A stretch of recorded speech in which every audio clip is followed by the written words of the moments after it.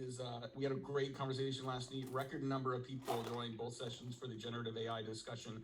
We are going to do a follow-up session. Looks like we're going to do that in late April. We're going to get into specific best practices, like literally what are people doing in sales and marketing and what's working. And if you haven't joined it yet, we have an AI in marketing channel in Slack. I'll put a link to that into chat. That's really sort of ramped up over the last week. People sharing articles, best practices, asking questions. Been a lot of fun. So I'll put a link in. Would love if you want to learn more about AI and what your peers are doing for sales and marketing. I do have to call out Russ's post on LinkedIn was hysterical though. Oh, the one where I got cranky and told everybody to get off my lawn? Yeah, you were like, enough with the haiku you created using chat. I don't care. Like, it was so good. Thank you. We need some resident Craig ears.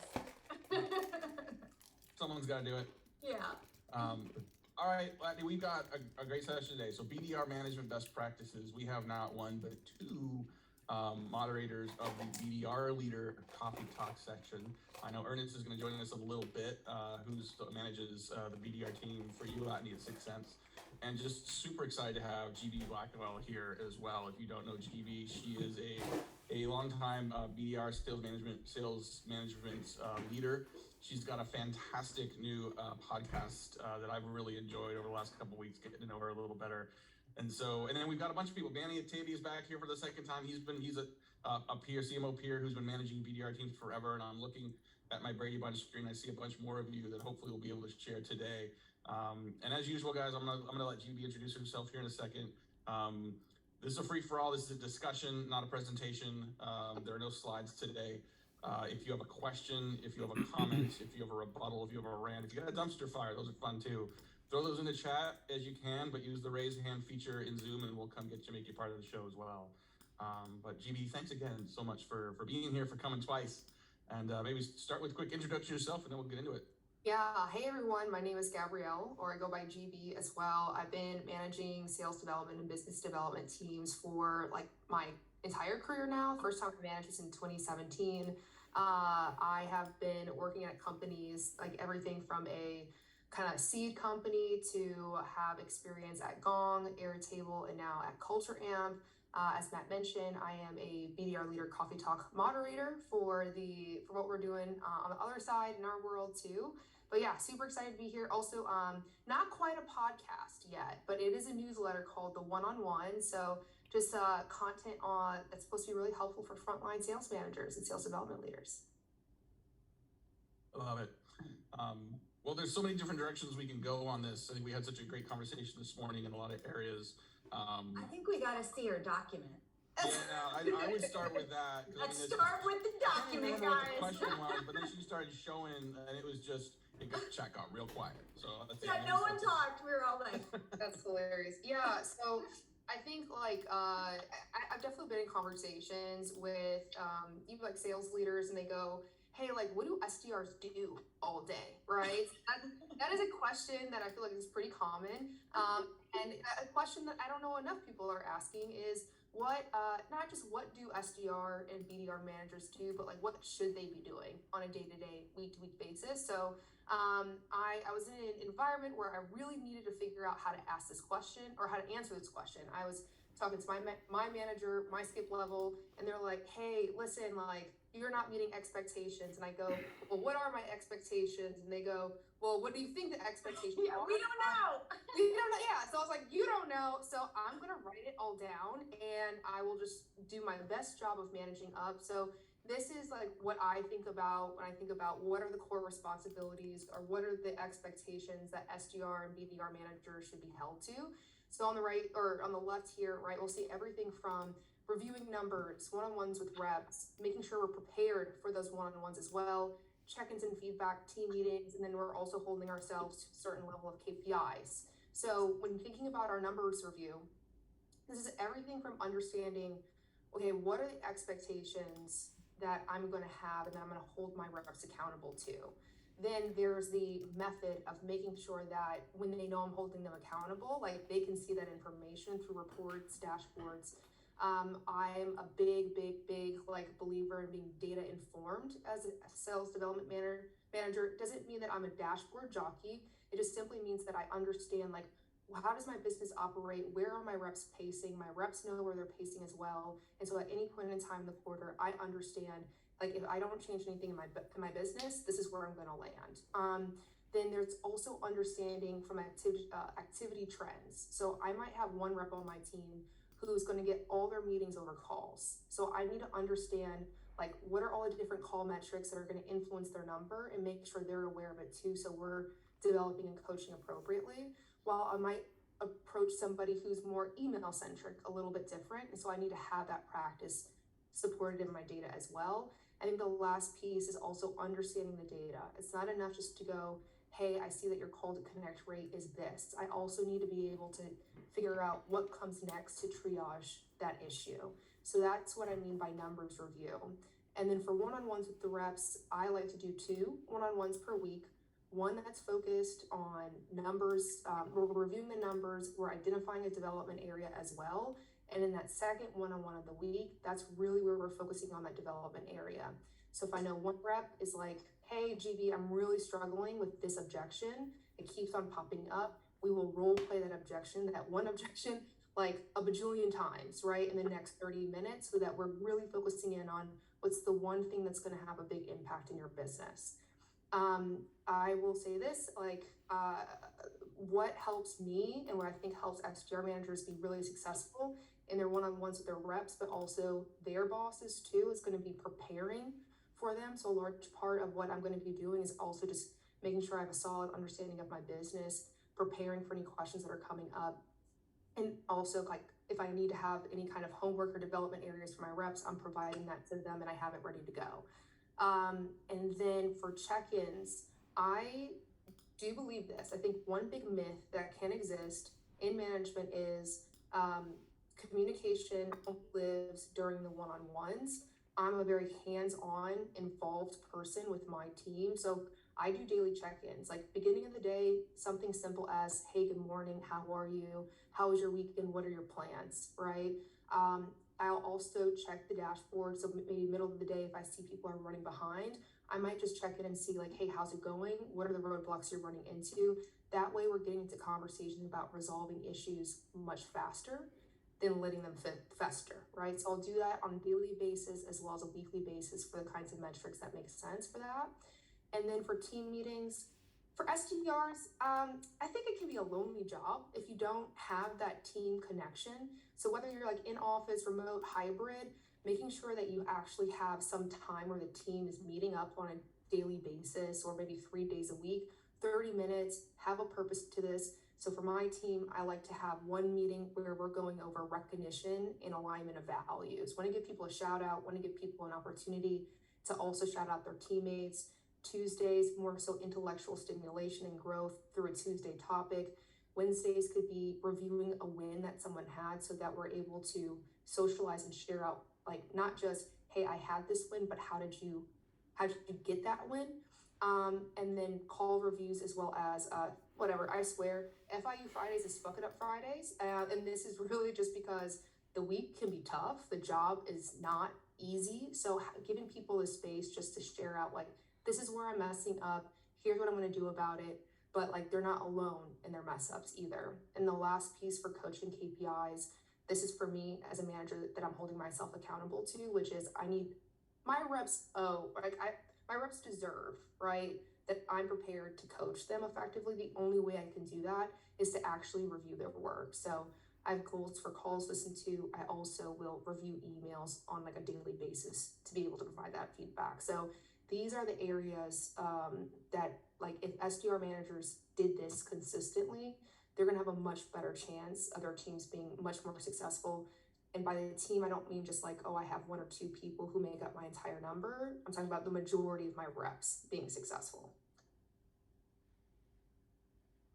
And that's my overview. What do you guys think? All right, guys. Standing Great ovation. session. We'll see y'all next week. Yeah, we're done. Mic drop. So a lot of requests to get a copy of that.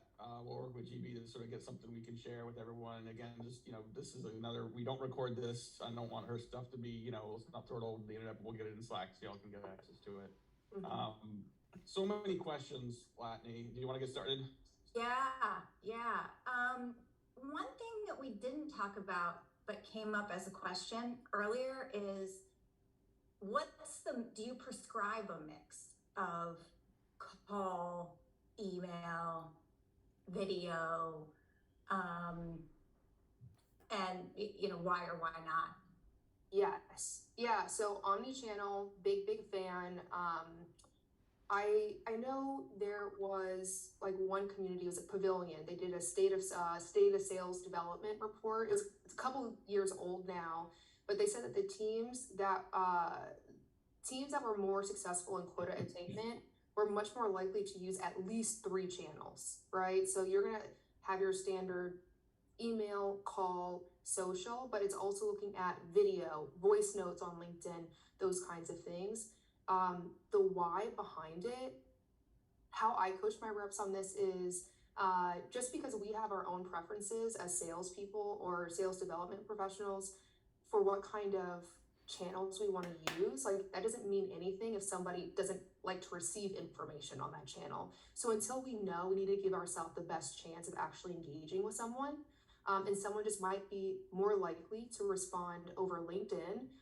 Actually had I worked with a demand generation director who said the only time she responds to a salesperson is if they've called her, left a voicemail, and also sent her an email, right? So like, I learned that early on that you do need to like check all the boxes to make sure you're giving yourself the best chance at actually engaging and connecting with the prospects. So question about onboarding came through, and I'm going to toss this to both GB and Manny, because Manny, you've got a pretty specific hiring / onboarding thoughts. Yes. What was the question? Or just onboarding? I was like, what was the question? Onboarding. Yeah, just general best practices. And I know, Manny, you got a pretty tight process on this. All right, Manny, do you want to go first? Sure. I gotta remember this repetition. It starts with the scorecard that we do before we hire a person. As part, we look for personality traits in terms of creativeness and all that. So that has to come first. None of this works after that. In terms of onboarding, I always make it a point. Obviously, you hope you have a Gonger course in there so you can have calls to listen to. But it usually works, 2 to 3 weeks before they start making their dials. The first week is basically listening to calls. I don't have it in front of me, but listening to calls and kind of making sure that they have an understanding of how we present the stuff, getting on with if there are existing SDRs or whether we're building it up from scratch, listening to calls and then playing it back and then doing live role play off of those.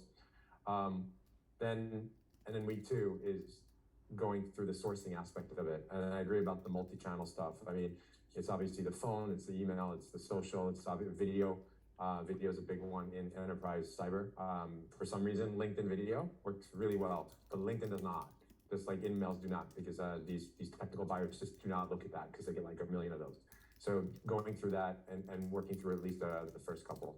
And then again, a lot of live role play in front of the team. We do that because one-on-one role play with the manager is great, and that's good in the very beginning. But when you do it in front of the team, it forces you to adjust on the fly in the situation where you are now talking to a CISO who is going to really, really test you because they're frustrated about all the calls they get. So we go through that, and then once they've gotten past those hurdles, I set them up on the first call, and they're ready to go. Manny, real quick follow-up. Someone asked in chat, the personality traits you mentioned, what are some of those personality traits that you prioritize? Yeah, so former athletes are always good because I want them to understand the team aspect of it. The reason being, like, I remember I had a rugby player who was really good at this, and he understood this, and he ended up being like an SDR team lead, because he's like, the thing with the team aspect is, a lot of times you get different personalities for SDRs, and SDRs is a job of rejection. You get a lot of it. And then, you know, you don't want the Debbie Downer, you know, Eeyore type that's just gonna sit there and sulk and bring the whole team down. Or looking to who's doing the best so I can like, steal the idea, kind of make it my own. I look for the team aspect of like, hey, I'm good at this aspect of prospecting, so I'm going to pull someone and try to help them so we all get better. That kind of team mentality typically does come from athletes. Second one is creativity, and I think I mentioned this in an earlier call. I really, in the interview, if they don't get past this question, they don't get by it. It's like, give me the most creative way you set a meeting. And I'm looking for someone that like, all right, I couldn't get this person, it was a SVP of whatever, for like 3 weeks, and I did A, B, C, D, and I finally was able to book the meeting. The tenacity that you need. And then the third one is how they handle failure.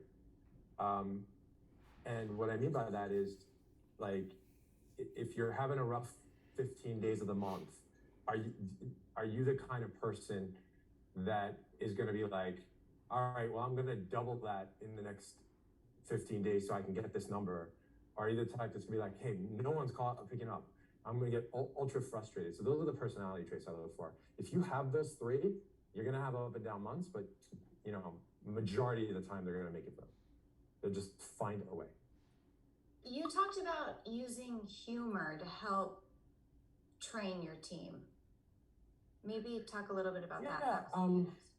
So there's a few things we do. Some of the role-playing exercises, I was actually, I was just texting my old SDR director, and I was like, trying to remember the name of some of the games. We used to play this game. I mean, there was one, we used to do some ad-libbing where we would, you know, put in sentences, and obviously people had to fill in the blanks. So again, trying to get them to think creatively.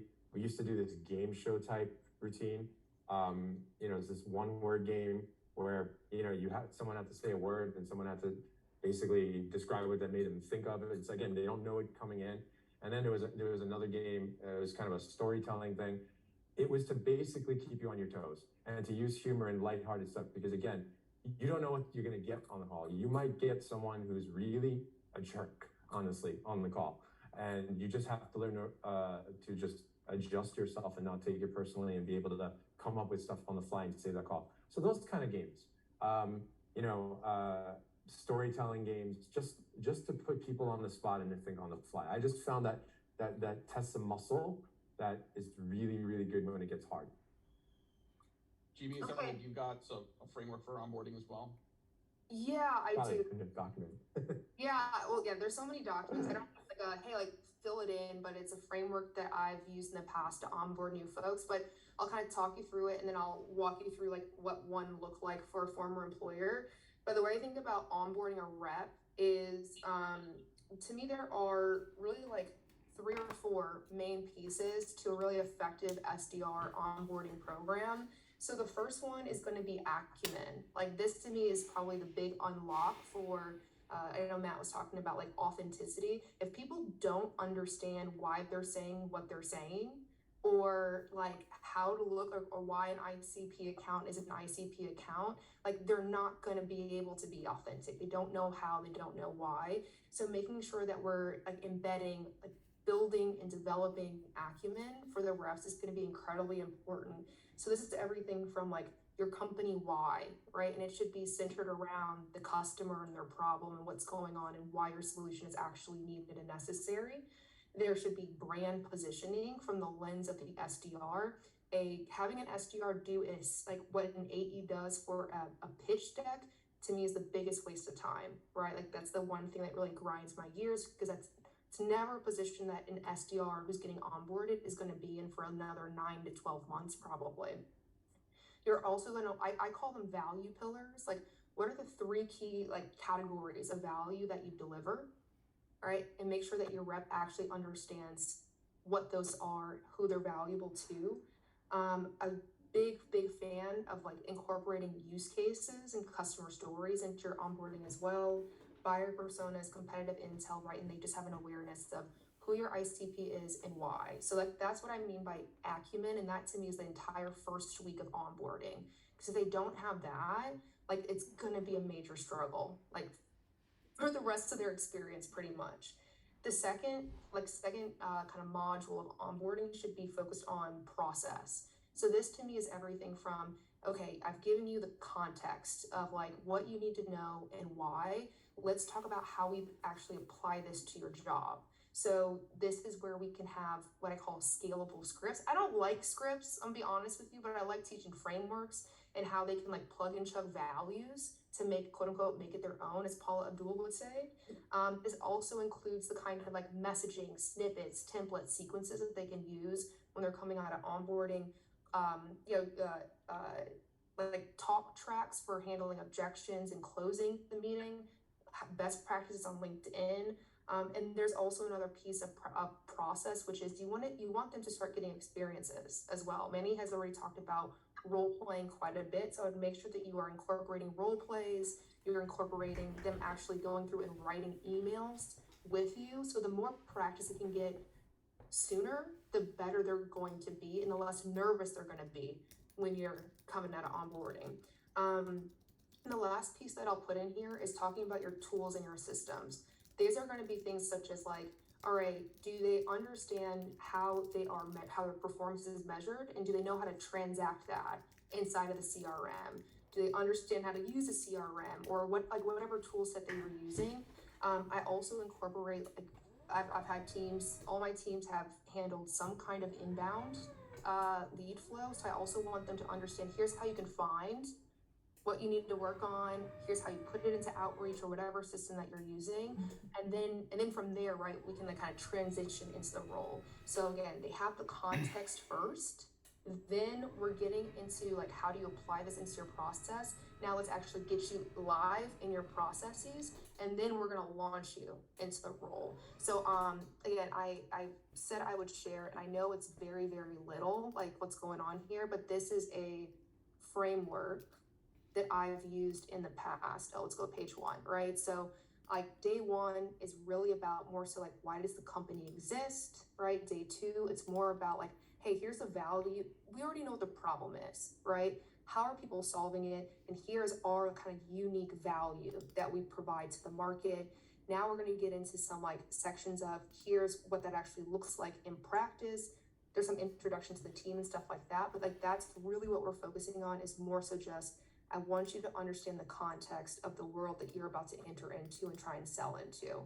And then the next piece for the next week, like this is really where we're getting into, okay, like I've taught you all the context, we started listening to some calls, we're starting to role play. Let's actually use the systems that you're going to be interfacing with to conduct your job. We'll have some shadowing at the end, right? And this whole day, there's a whole day literally that's like dedicated to marketing, right? Where it's like, because this is going to be a large part of our role too. So this to me would be kind of like I've always done like 2 weeks. I have feels about longer ones, but I could fight somebody about that. But yeah. So Mike very nicely has his hand up. High five. Question for GD or Manny, or actually Ernest is out there now. Yeah, my question is really zooming back up to 50,000 feet. What I'm hearing sounds like sort of like the tactics for cold calls. So I just want to understand your philosophy on using BDRs and SDRs in general, which is, do you support just straight up cold calling off a list? Are these warm calls where someone's downloaded a piece of content? Or do you use your BDR, SDRs just to help buyers on their digital journey, offer them more content, and maybe at the bottom of the email or the LinkedIn, there's sort of a no pressure, if you want to book a meeting with me, click here.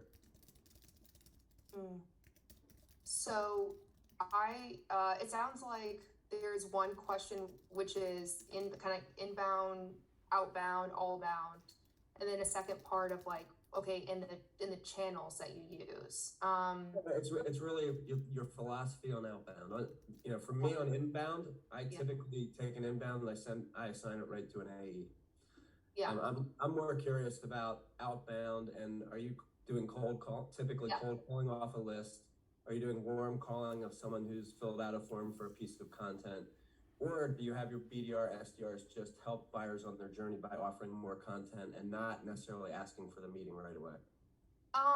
So with my reps, I always tell them to go for a meeting. Like when in doubt, just ask for it. So like I realize that's not okay for everything, but I think there's for an SDR specifically who might be a little bit more averse of or hesitant about just asking the question. I'll just go like ask the question. However, like how we actually get to asking a meeting, going back to the omni-channel statement, I say we have to meet our prospects wherever they are. And it probably also depends. So this is going to depend on like where your prospects live. For some folks who are doing sales and sales development, those people might be on Twitter, on Instagram, or whatever. In a B2B motion, like where we're selling kind of high tech, a lot of our buyers, we are going to reach out to them on like through phone, email, social as well. There's events that we can also drive traffic towards and try and convert at that point in time as well. But I'm a big believer in like you have to use all the channels available to you. I've seen reps, SDRs who only use the phone, and doesn't matter how good they are, they only get 60% of their number because people are not always answering the phone. Yeah, I've seen that too. Yeah. But do you believe in cold calling? I guess that's Yes. just a fundamental question. Yeah. You do. Yeah, I do. Yeah, 100%. I don't know. I joke around. I used to say like, oh, I'm a call girl, and then I'm like, that's not appropriate. But I love the phone, so I feel like I like to talk. My mom named me appropriately. I have the gift of gab, so I always felt like if I can get someone on the phone, like 9 times out of 10, I could, if they're the right person, I could book a meeting. So I always felt like, all right, if someone sent me an email, even I wanted to call them because I wanted to have a legitimate conversation. However, I think you have to use all channels that are available to you.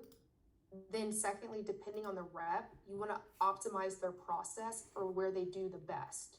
Doesn't mean that they do one channel over the other, but like if I have somebody who's really great at phone calls, for example, I'm like, hey, let's use your emails to drive phone calls so that you convert on the phone call, right? Some people are really good at social. So it's like, let's optimize your process for social and organize your day so that you have the time to prospect and engage on social. So that's like the fun part, in my opinion, of like managing SDR. So I'm not just like cracking a whip on calls, but that's kind of like my high level response to that. Okay. So, Ernest, I think you're out there, and maybe you can share kind of, because I think what you're asking is about prioritization, right? And like what they work. I mean, what I was asking, what I found, and I've only managed the BDR team at my one place for 4 years, is some of my BDRs were really good, and they would get the meeting, and the prospect would say, well, your BDR is super persistent, so here I am. I don't know why I'm here, but what do you want to talk about? Yeah. Right? And I found that focusing more on inbound and just letting the BDRs sort of give them more content to go on the journey, and when they're ready, they say, hey, I'm ready to talk to you guys. Then those meetings were super productive, and that created alignment with sales versus sales telling me, you're wasting my time. I'm spending a half an hour, an hour on this meeting. Person isn't ready to buy, they're not interested. Yeah, I'm basically marketing to them. I'm doing the marketing job, but I want to pipeline that I can close. So that's kind of I got an answer for that one. Yeah, I was like, I have something. Yeah, you're like light the fire of every SDR leader in here. Go ahead, Manny. Yeah, so the way you get around that, because what you're describing is the problem most people have with appointment setting groups, right? They just set a bunch of meetings, like if you outsource that sort of thing, and then you're like, oh, these meetings aren't good. And then you get the reps are like, all right, I don't need to waste time. So you can adjust that in a couple of ways. Comp plan is important. I think in an earlier session, we were talking about comp plan. So I comp plan 50-50 split between what we call discovery, and the discovery meetings have grades. Right person, right company, project within 6 months. Now, the grades in A and B is really important. We just did it. Yes. So an A means they have a project within 6 months, and B means everything else but a project. No way an SDR is going to know they have a project in 6 months. But their job is to get a meeting with the right person at the right company. The second half of the comp is split on stuff that gets to the stage after that, which we're covering diagnose, which means, a deeper team dive,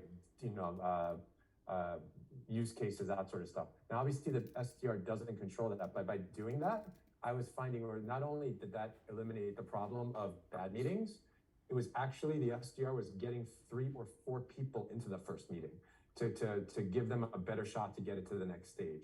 So it just completely eliminated that problem of like, hey, you're setting me 15 meetings, but these all stink. It just completely eliminated that. And if an SDR set 10 meetings and was above quota and only one of them was discovery, they went on a PIP, honestly. That was just the way around it. I'd rather they get 4 really good meetings than 10, garbage ones. Ernie, you want to talk about kind of our process and then maybe some of our grading stuff that we just did? Yeah, definitely. I can definitely say from my time as SDR, I definitely have some PTSD from doing those calls and getting blasted and not really being good meetings. The biggest thing that we focus on is honestly understanding where our customers are on their journey and respecting that with how we're communicating to them, right? So, if you do have visibility into whether or not a company is actually much more likely to buy from you, those conversations on the phone, through email, through social are a lot more relevant, and as a result, they will flip over an opportunity at a higher rate. So for us, again, even with your SDRs, again, it's a hard job. You don't want to put them in a situation where they're kind of having to guess and determine on their own whether or not someone actually wants to talk to them.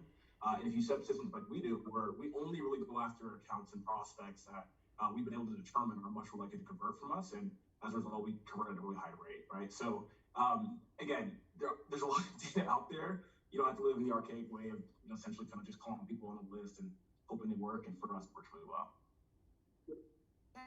One more thing I want to add to this is because I have the PTSD of being an SDR manager in an organization where the sales leaders were saying this. And I think one of the things that has to happen between, in terms of expectation and agreement setting, is you have to have a definition, and you need to have a definition of what success of an SDR means, and that's where you're starting to define what success means at the handoff from SDR to AE. Oh yeah. Right. So part of this means that whoever the powers that be between the SDR team, the sales team, and if it's you, great, wonderful. You don't have to bargain with anybody really.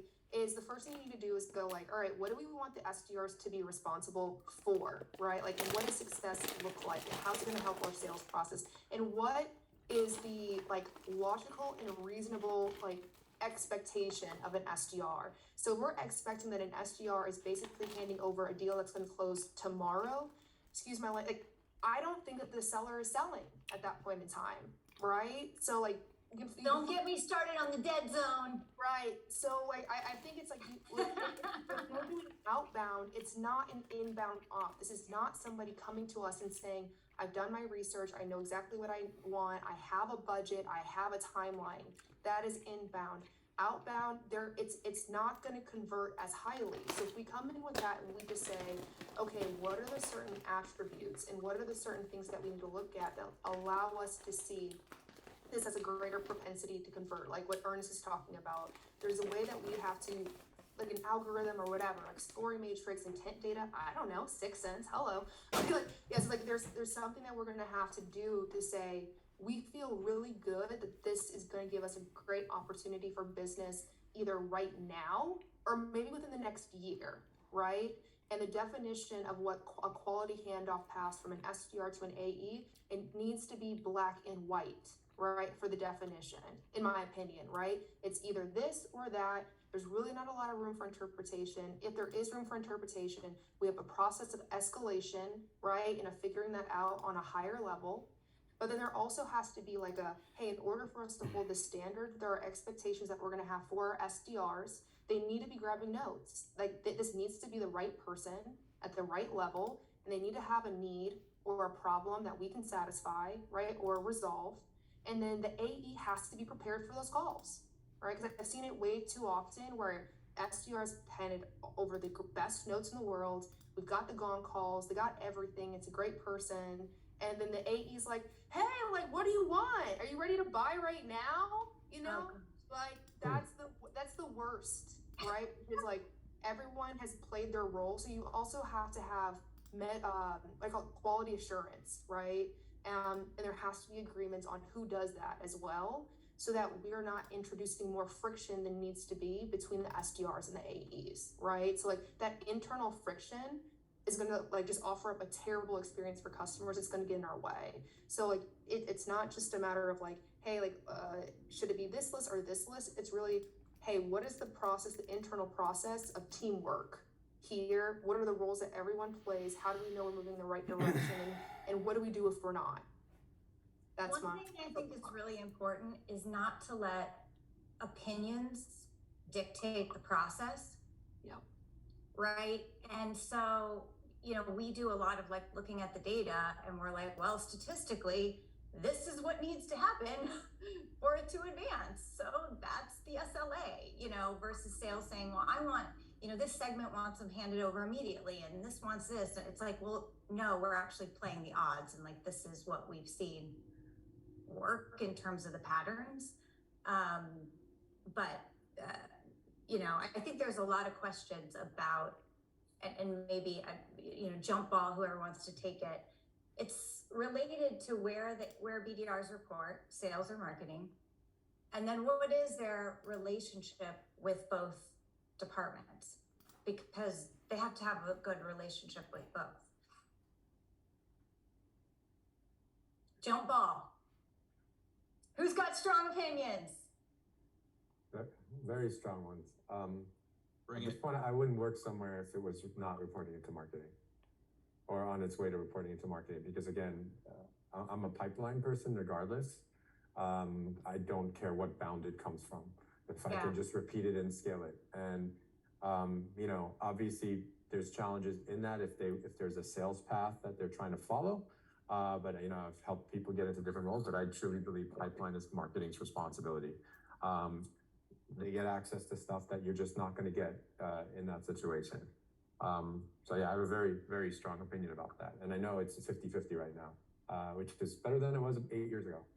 That's all I could say. It was like 20% marketing back then. Well, we got 1,000 questions. We're gonna need a third hour here, Latney. We're gonna need like the Kathy Lee Grifford. I everyone know, get we some do white have wine, some we'll just hand keep going. raisers We're though, stronger. which is really polite of them. Yeah. We've got Gracie. Can this just roll over into last sip? This would be great. We'll just, Just do we have to turn it off? Like Kimberly, just leave it on. Oh my God. Gracie, you want to Gracie? ask a question? Sure. Just want to say thank you, JB, or Gabby. Is it Gabby or G? yeah. Okay, don't mess that up. I just want to say thank you. This has been awesome, and everyone who's chimed in. I have like a whole long email to my new CRO right now, so lots of great takeaways. Thank you. My question is around the use of buyer intent and Sixth Sense when it comes to informing the BDR's process. We've been with Sixth Sense for about 7 months. Marketing's using it. I'm getting the BDRs going. They don't report into marketing right now. I agree that today I would love BDRs to report into marketing, but when we started it, we did not have Sixth Sense, and I didn't want to manage baby BDRs, but now I would know exactly what to do with them because of Sixth Sense. But just want to get your take on how you leverage buyer intent data to prioritize the outbound motion for BDRs, any advice you have, so I can use that to finesse things internally. Yeah, I can definitely take that. So for us, it's very prescriptive. There are dashboards and systems set up where the BDRs are looking every single day for every account that we're seeing that's moving in the market. We have expectations of how quickly they're going after them, how many people they're going after them, and what the follow-up looks like. And you know, the biggest thing, it's awesome to hear that, you know, you brought on Sixth Sense. You do have the ability to see this, but one thing you kind of need to get the team, both BDR, sales, and everyone aligned on is that information is happening whether or not they're paying attention to it. And if they don't focus their efforts towards them, they're going to lose opportunities. So for your BDR org, though they don't report into you, it's really important that they have visibility into the accounts in certain buying stages and they're going after them as quickly as they possibly can. Very similar to what we all know of like your old norms around like speed to lead. That exact thing applies to accounts that are in market. So again, even though they're not reporting it to you, as long as you have visibility into all the accounts in those higher buying stages, I highly encourage you to make sure everyone's working as quickly as possible because they do convert at a higher rate. Yeah, I got a plus 1,000 to dashboards. So my last company, we had Sixth Sense there. We had Sixth Sense at Culture Amp as well. Remember, we had just purchased Sixth Sense, and you had the head of strategic initiatives comes to me, and she's just like, hey, like, kind of a little bit of like, I don't know what we're doing with 6 cents, right? Like, what is the value? She has no idea, right? It's whatever. Sorry, but No, but it's okay. we're at a bar, like eating a little like slider like that, and she's like, I don't like. She's like, I'm trying to figure out like how do we rationalize this? And what I would say is like in outbound sales, it there's always the possibility that it's a shot in the dark, right? Like you will have people who will say, just have this list of 1,000 people and call, the SDR calls the 1,000 people, nothing happens, the meetings are crap, and they're like feeling super dejected because they don't know why it's not working. So it really is a guessing game a lot of the times. What we're trying to do is figure out some kind of thought process for upping our odds of winning, right? So there's a bunch of sales nav stuff and whatever, but that's really going to rely on you have people who are going out and seeking information and getting much better at it. So it's like, hey, like you're either going to just be really good or you're going to have really great visibility into these accounts. So like what 6 Sense can help you do, so this would be my messaging to folks, is like with the dashboards, the hot accounts, like whether it's a 6 Sense dashboard or you have like the information embedded onto the actual accounts in your CRM. If you create a hot accounts dashboard, people will love that because otherwise you have a bunch of, like seriously, people download their book of business from whatever CRM that they're using. They open it up in a spreadsheet and then they put a blindfold on their eyes and they go that one, right? Like that is a lot of people's strategy. So if you can help them when they do this one, at least it's like 5 out of the 10 accounts that they point at are going to convert into pipeline versus 0.2 of them converting into pipeline. They're going to go, wow, this is amazing. So that's the first part. Secondly, I would just choose one person. Like, hey, I want you to be my champion, right? Like, can I work with you on something? I want to get your ideas on a dashboard, right? Like, can you try this out for 2 weeks? If they start having success, everybody is going to rally around them and go, hey, Ernest, like, how did you do that? And they're going to go, oh, look at this dashboard I have. So that would be like kind of my 2-step like process, which is get the dashboards, like have a talk track around how it'll help them guess better. And then secondly, like find some folks who you think could be future champions. A lot of times it's your top performer. Anybody who's doing well already will probably want to keep on doing even better. Thank you. Matthew? Yeah, cool question. So one of the challenges we have is we're moving from an organization that has been very inbound focused to one that's trying to become more outbound focused. And so the question of measurement comes up, and it's what is the value? This is my bane. Is what is the value of our BDRs, and how do I measure that as a channel? And I'm finding it really hard because BDR activity is intertwined with marketing at a lot of different stages of the process. So I guess I'm just curious as far as how you think about measurement, and if there are certain systems that help you kind of define the value that BDRs are bringing to the table with or without marketing assistance.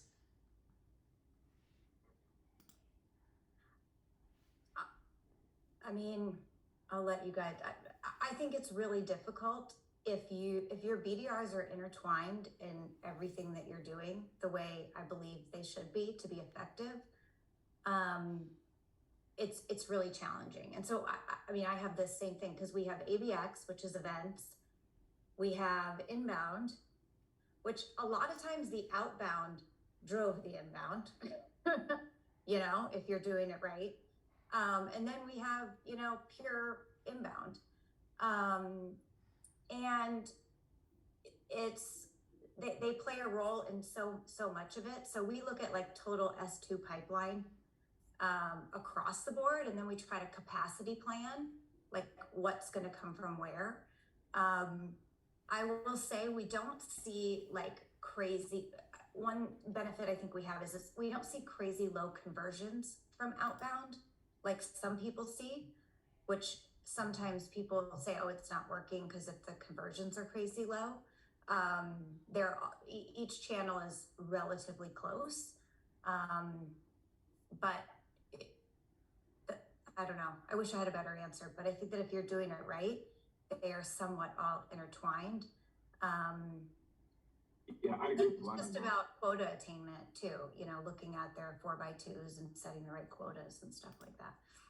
If I had to piggyback on it, you know, SDR, BDR teams, the way I like to look at it, are basically a conduit for pipeline generation.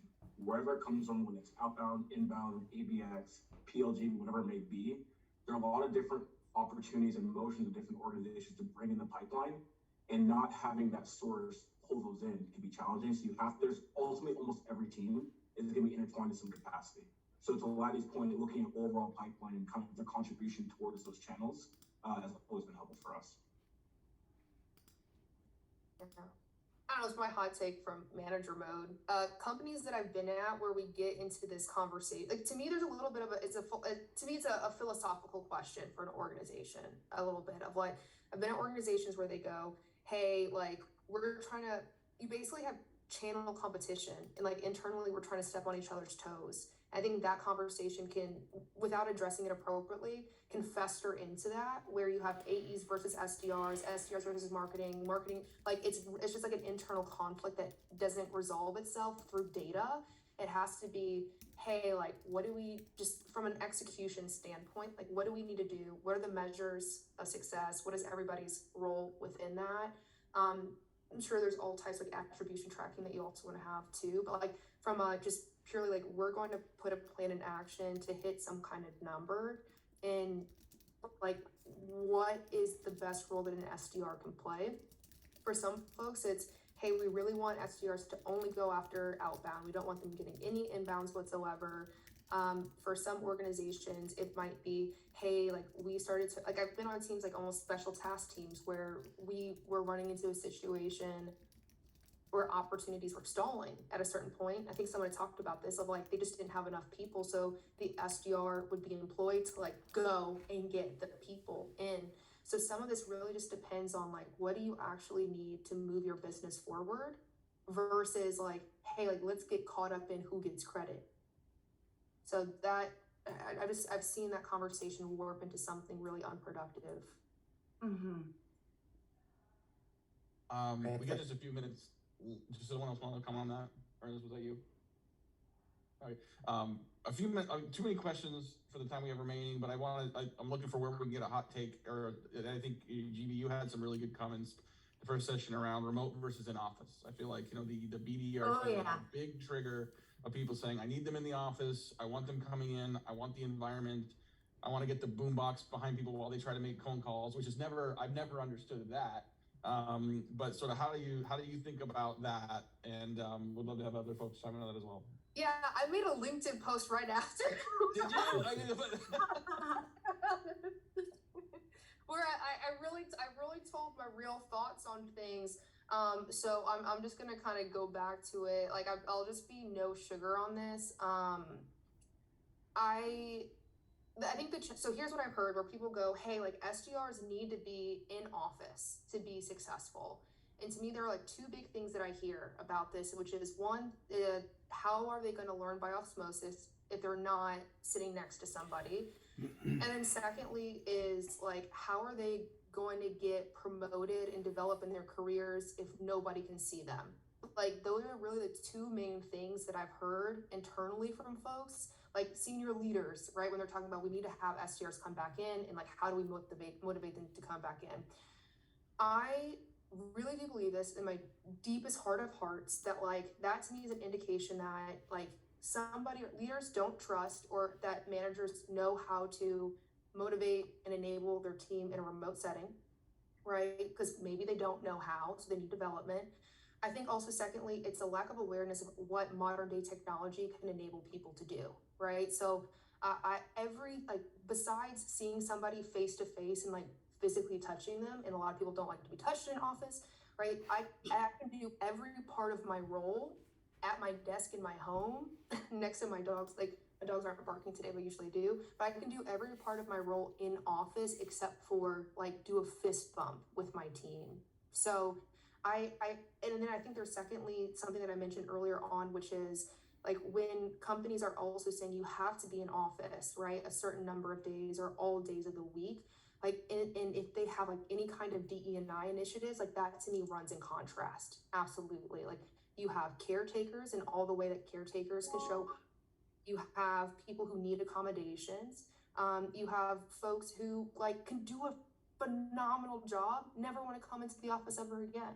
So I think there's just some pieces where if there's any hesitation about like, should I have somebody come in however many days a week or not, I would just wonder like, what is the real concern? And is that something that can be salvaged by just like better enablement on your tool set and better development of your managers? And probably a third piece, which is like, make sure you're hiring the right people, which to me is make sure your managers know what they're doing. So that's my soapbox. That's my thought on that. Ernest, I see you smiling over there. I'll say one thing. If you're looking to hire SDRs, pay attention to the location because that is going to dictate whether or not they're going to the office. Just saying. Well, stop. So Yes, they're not gonna drive an hour to come to the office. You might think they live near a hub or whatever, but they're not, and they're not gonna pay for the parking and. yeah, that goes a long way. Whether it's the West Coast, Texas, Nashville, Atlanta, New York, we're seeing not just with our team, with every team out there, there's a difference in whether or not you're hiring certain hubs and whether or not they're in the office. So keep it in mind. The other question I'd love, since we got a couple more minutes here, and this is for anybody, but I know GB, you had some thoughts on this too, is, how do you identify sort of the next great manager in your organization? Like, where do you find, is it from the BDRs, is it from the AEs, is it other orgs? Where do you find your best sales managers, BDR managers in particular? Ooh, can I hear Ernest's answer to this one? Because he actually hires managers, right? So I want to know from Ernest if that's okay. Yeah, that's a good question. So I think you gotta really be honest with yourself with your program that you have. If there's still a lot of building, I'd encourage you to go externally. If you have a really strong process and system set up, the best thing you do is hire someone internally who's gonna, come in and revamp things and be creative. Yeah, I think that's the easiest way to put it. Like, both can be effective, but it depends on where you're at in terms of scaling your organization, whether or not you should hire someone externally or not. Okay, Amanda, you got your hand I'll up. add one thing if that's okay. I would say I am a fan of like seeing people, because I was an internal promotion into an SDR manager position, and I'm like so thankful that company did that because it's hard to get a manager position. I think there's like one other thing that I would add is like, let's say you have somebody who is I do believe that high performers can be really great managers. Like I really do believe that. Now, there's a difference between someone who's a high performer by themselves and someone who's a high performer and has a like multiplier effect on other people. So I'd also pay attention to the feedback that you're getting from other people on your team about that person's impact. So someone's like being successful, like, hey, so-and-so, like they've been coaching me, role playing, all these other things. Like folks are already demonstrating the qualities that you want to see out of a manager. I think those are things to definitely pay attention to, right? Yeah. Amanda? So, yeah, I just have a really quick question on tech stack. So we are in full transparency 6th Sense customers, and we have the conversational email, which we love. Wanted to ask if anyone here or if anyone has experience with a calendar first motion, either with Chronologic or Calendar AI, and if there was successful for the BDR team. We tried one of them and it was super weird. But maybe we didn't do it right. Yeah, I think it's case by case. Case by case. I do know some teams do use it really well. I've noticed that like hyper inbound motions, they attach them to their cadences, their emails, they get the good results that way. But I think to Lanny's point, we did try it and But the one we tried automatically put a meeting on there. It wasn't, they didn't schedule it with you. It was, and then they would like show up to a meeting and be like, wait, why am I here? What is It this? was meeting almost about? worse than a cold call. Yeah. That's what I thought the calendar motion was like you just like I remember getting an email from Chronologic where it was just like invitation, and I was like, don't ever come into my inbox ever like that again, right? But that's like my own personal thing. But I do think like if you're using something, let's say like a Chili Piper, That to me is just helpful. Like yeah, easy. like that's helpful. That removes the friction versus the first thing I ever get from somebody is an invitation on my calendar. I don't know. I felt very like Violated? Yeah. Yeah, 100%. Yeah, I felt violent. I was like, what is this? Text me. Well, at least. especially since so many of us run our day by our calendar, but we're running out of time and we have to do something together that Ernie does with our team. So Ernie is an ex-athlete and he's gonna walk us through the 2 clap. So we ready? Let's do it. So the 2 clap, every single time we do something that we're referring the team or ending a meeting, give it a 2 clap. So I say, let me give 2 clap, then we end our meeting that way. You ready for this? Yeah. Let me go 2 clap. Yeah. Good deal. Awesome. That's it. That's Have a great it. weekend, everybody. We'll see you next Thank week. you.